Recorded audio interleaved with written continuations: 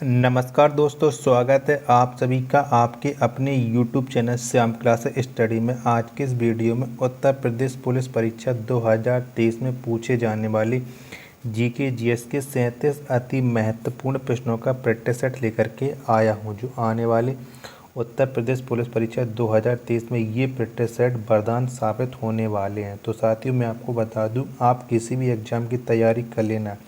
जब तक आप प्रैक्टिस सेट नहीं लगाओगे तब तक आपको अपनी तैयारी पता नहीं लग पाती है कि आपकी तैयारी कैसी हुई है। तो लगातार प्रैक्टिस सेट लगाते रहिएगा। श्याम क्लास स्टडी यूट्यूब एक चैनल ऐसा है जहां पर आपको लगातार प्रैक्टिस सेट करवाया जाए यूपी पुलिस परीक्षा 2023 के अकॉर्डिंग।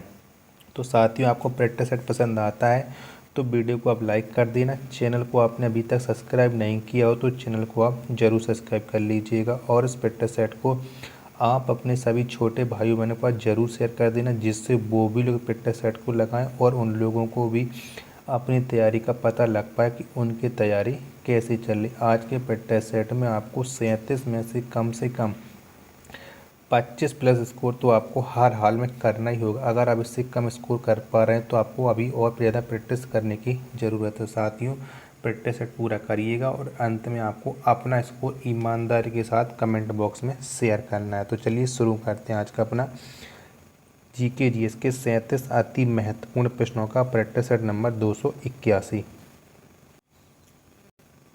तो पहला क्वेश्चन है आपके सामने कि त्रिपुरा राज्य की राजधानी कहाँ है। तो कहाँ पर है त्रिपुरा की राजधानी, ये आपको बताना है। त्रिपुरा की राजधानी अगरतला। कौन सी? अगरतला है त्रिपुरा की राजधानी। ऑप्शन नंबर ए इसका राइट आंसर हो जाएगा।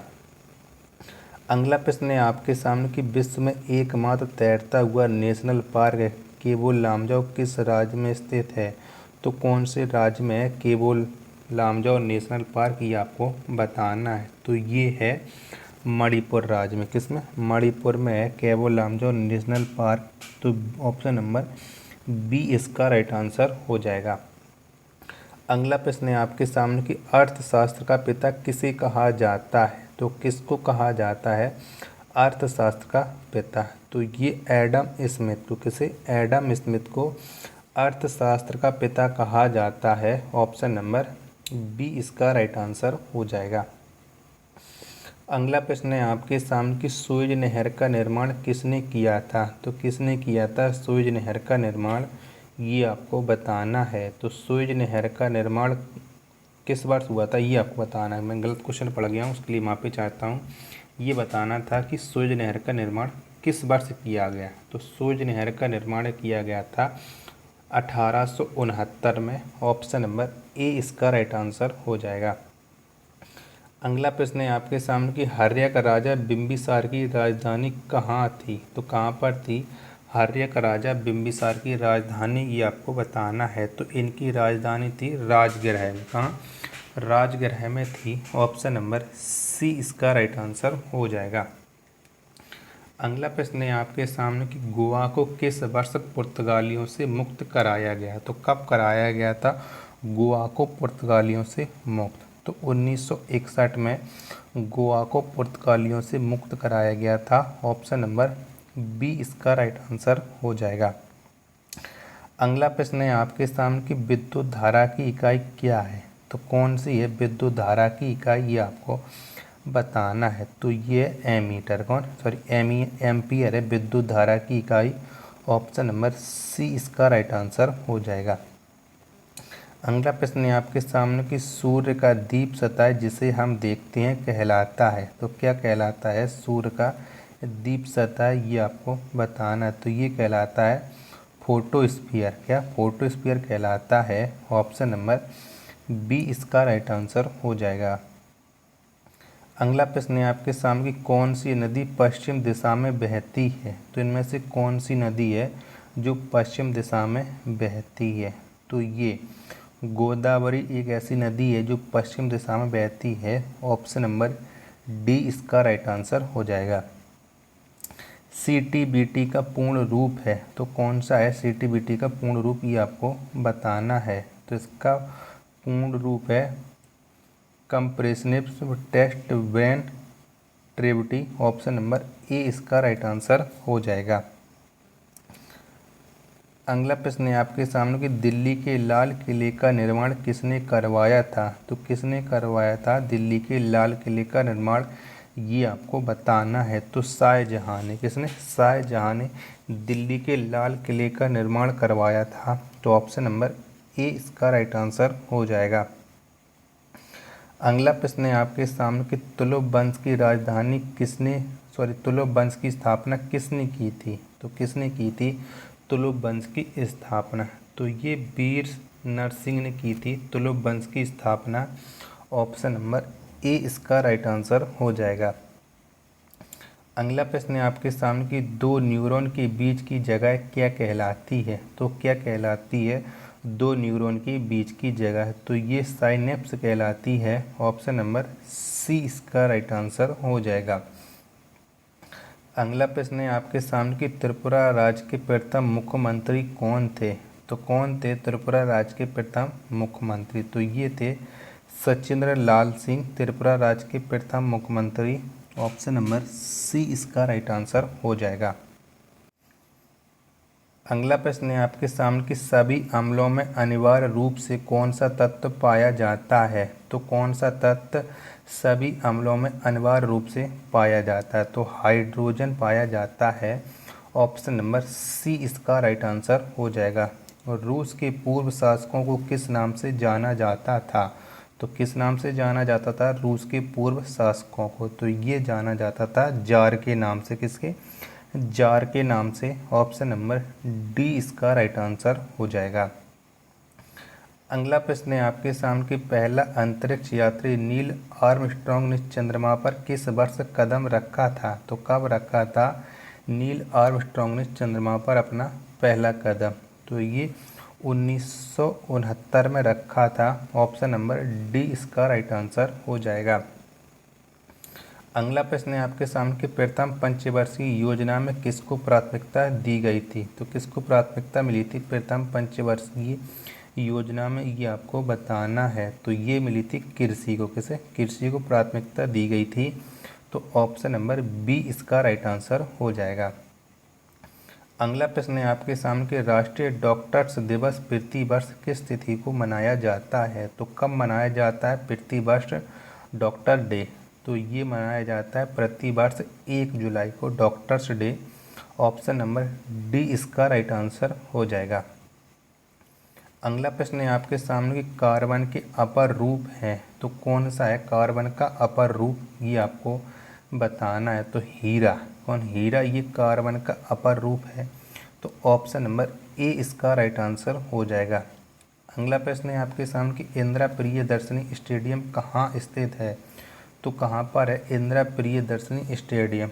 तो ये है मुंबई में। कहाँ? मुंबई में है Indira Priyadarshini stadium. Option number B इसका राइट आंसर हो जाएगा। अगला प्रश्न है आपके सामने कि भारत का 29वां राज्य कौन है? तो कौन सा है भारत का 29वां राज्य? तो ये है तेलंगाना। ऑप्शन नंबर डी इसका राइट आंसर हो जाएगा। जैविक स्वर्ग किसे कहा जाता है? तो किसको कहा जाता है जैविक स्वर्ग? तो ये कहा जाता है सैंडविच द्वीप को जैविक स्वर्ग। ऑप्शन नंबर ए इसका राइट आंसर हो जाएगा। अगला प्रश्न है आपके सामने कि भारत का पहला नाभिकीय शक्ति स्टेशन कौन सा है? तो कौन सा है भारत का पहला नाभिकीय शक्ति स्टेशन? तो ये है तारापुर। कौन सा? तारापुर है। ऑप्शन नंबर ए इसका राइट आंसर हो जाएगा। अगला प्रश्न है आपके सामने कि त्रिपुरा राज्य में कितने ज़िले हैं? तो कितने ज़िले हैं त्रिपुरा राज्य में, ये आपको बताना है। तो त्रिपुरा राज्य में है टोटल 8 ज़िले। कितने? 8 ज़िले हैं त्रिपुरा राज्य में। ऑप्शन नंबर बी इसका राइट आंसर हो जाएगा। अगला प्रश्न है आपके सामने कि भारत के राष्ट्रीय ध्वज की लंबाई चौड़ाई का अनुपात कितना है? तो कितना है भारत के राष्ट्रीय ध्वज की लंबाई चौड़ाई का अनुपात? तो 3:2 है। ऑप्शन नंबर सी इसका राइट आंसर हो जाएगा।